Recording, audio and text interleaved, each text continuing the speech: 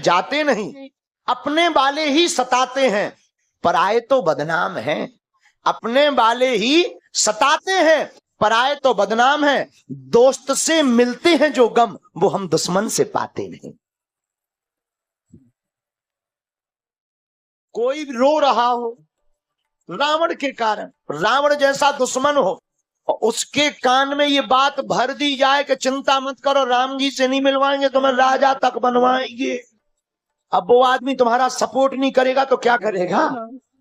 और यही कुशलता है, दुश्मन को भी अपने बनाने की कला सीखनी है तो हनुमान जी से सीखो। उसे भविष्य के सपने उसके दिमाग में दे दो तो दुश्मन भी तुम्हारा हो जाएगा। वो अपना घर भले ही बर्बाद कर देगा पर तुम्हें जितवाएगा।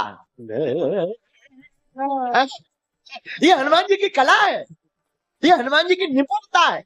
हनुमान जी कान में कह रहे, तुम कह रहे मिलने की बात, हम तुम्हें राजा बनाएंगे, राजा, और जो नौकर रहा हूं उसे राजा के सपने दिखाओ, उसका तो दिमाग खराब होगा ही होगा। बोलो श्री राम। इंसान को विद्वान नहीं विद्यावान होना चाहिए, जीवन में अभिमान नहीं स्वाभिमान होना चाहिए, धनवान नहीं इंसान को गुणवान होना चाहिए। और कोई हो दिल में या ना हो पर इस दिल में हनुमान होना चाहिए। है?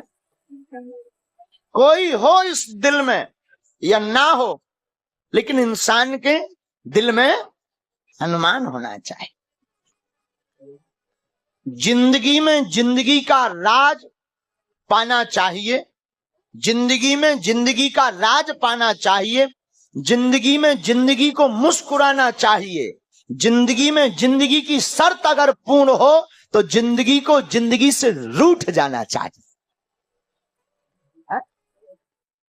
राम जी 14 साल वनवास रहे तो भरत जी कभी गद्दी पर नहीं बैठे। राम जी 14 वर्ष तक पृथ्वी पर सोए तो भरत जी पृथ्वी पर नहीं सोए। बोले क्यों? बोले अगर हम पृथ्वी पर सोएंगे और हमारे स्वामी भी पृथ्वी पर सोते तो हम में और उनमें अंतर क्या? खोद करके भूमि में भरत जी सोते हैं।